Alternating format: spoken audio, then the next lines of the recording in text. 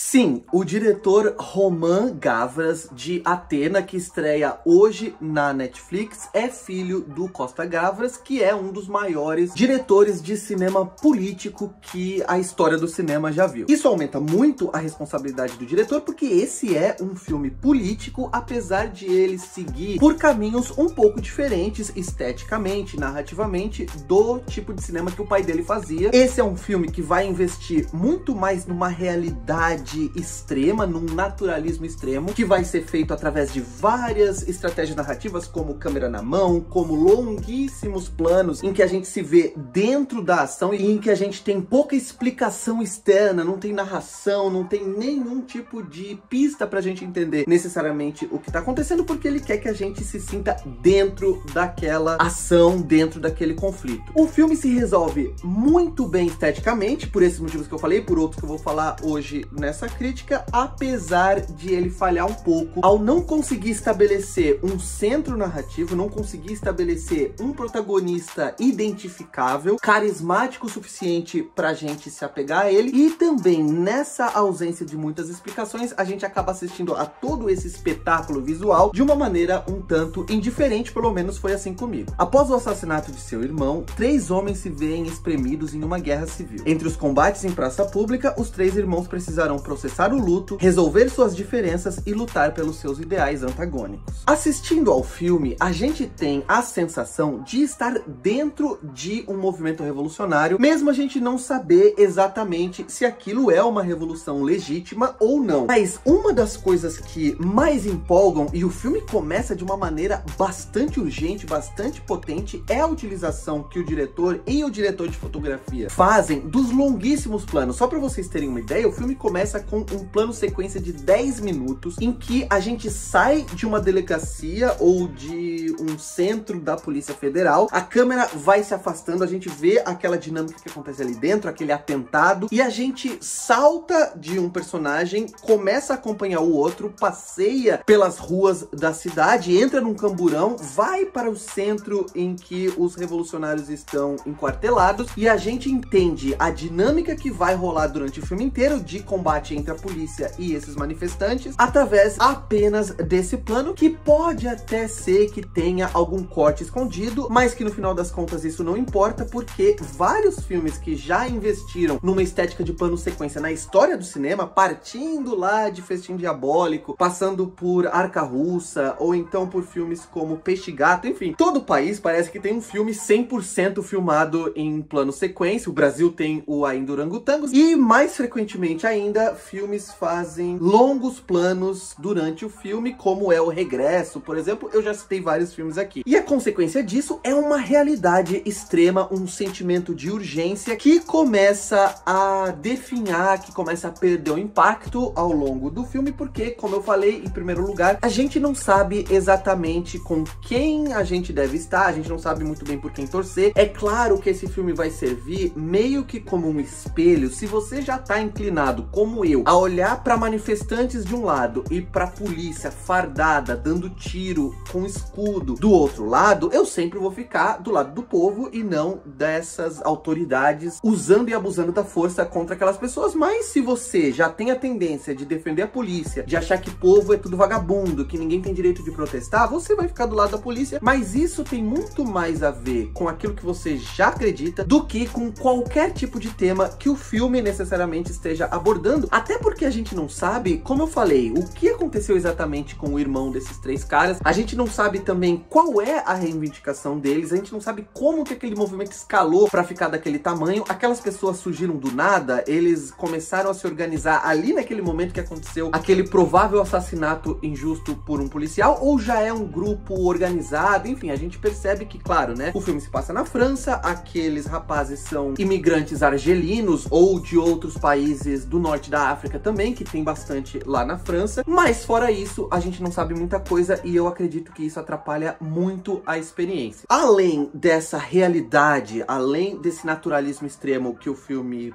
propõe e que nos coloca numa situação de tensão, numa situação de, como eu falei, de imersão muito grande, mesmo a gente não entendendo muito bem o que tá acontecendo. O filme também, às vezes, privilegia um pouco o espetáculo. Então, o filme alterna, por exemplo, na trilha sonora, uma trilha sonora que tenta gerar tensão e também algumas músicas sacras que fazem com que a grandeza das cenas que estão sendo filmadas seja potencializada. E, às vezes, esse espetáculo acaba sendo o que mais importa pro filme, essa é a impressão que eu tenho, do que os personagens. Por exemplo, tem um momento em que os policiais fazem um círculo ali, né, se protegendo, um círculo de escudos, tanto dos lados como o escudo pra cima, e eles começam a receber aqueles sinalizadores, aqueles tiros, né, não é tiro, mas aqueles tiros de sinalizadores dos manifestantes, e que são coloridos, e aí não só os tiros batendo nos escudos começam a se integrar com a música que a gente tá ouvindo, como também o reflexo de todas essas luzes nos escudos espelhados, né, nos escudos de acrílico, sei lá qual que é aquele material, acaba gerando um efeito pirotécnico, um efeito visual que é bonito, mas que naquele momento você meio que se descola da narrativa, porque você fala, beleza, tá, é muito bonito, tal, é a música, tal, eu tô envolvido, mas o que tá acontecendo, né? Por que eu deveria estar me importando com esse conflito ao qual eu estou assistindo agora? Eu acho que essa é uma pergunta que eu me fiz ao longo do filme inteiro, apesar da inegável qualidade técnica, estética, narrativa e visual que o filme propõe. Eu acredito que o Roman Gavras tem um grande futuro como realizador. Ele sabe filmar, ele sabe como impor uma urgência, como impor um ritmo, como impor uma intensidade muito grande, e eu acho que isso é bem-vindo, principalmente para filmes políticos, mas eu acho que esse filme aqui, o Athena, não é um grande filme e ele ainda vai precisar entender como resolver melhor essa questão de apresentar conflitos que são mais envolventes e também que tenham personagens que a gente decida acompanhar e com os quais a gente se importe mais. Eu quero saber também o que vocês acharam, vocês viram o filme, concordam ou discordam dos pontos que eu apresentei nessa crítica? E claro, né, se você gostou do vídeo, curte ele, se inscreve no canal, me segue lá no Instagram, clica no sininho e em sempre, para sempre receber notificações de vídeos novos, quando eu publicar vídeos novos por aqui. E por hoje, acho que é isso. Um abraço, tchau!